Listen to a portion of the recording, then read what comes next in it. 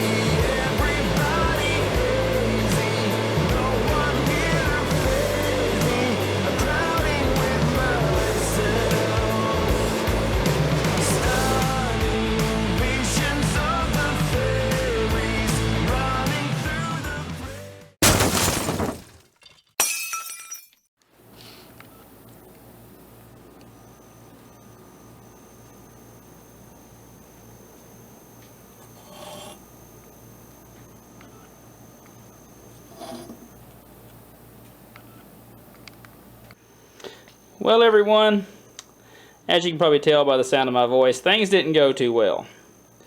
As you can tell, the heat treat went real good. Everything was working out great, but upon closer inspection, I had a couple of cracks on the edge. As I explored them further, I got this.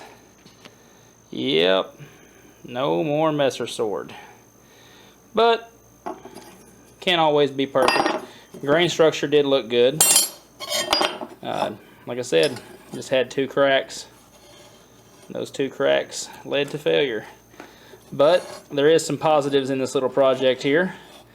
I did get to practice on grinding in my fullers. And maybe down the road we'll revisit this project and try to forge another one out. Maybe it'll go better. But with that being said, like I said, learn from your mistakes. I appreciate you for joining me for this video. It wasn't quite what I had planned. Next step was to make a really nice guard, clamshell, and some other work. But appreciate you for joining me. If you would hit that subscribe button down below. Remember to ring the notification bell so you can see my newest content as it posts. I appreciate you for watching, and you have a good one. I'll catch you on the next one. Bye-bye.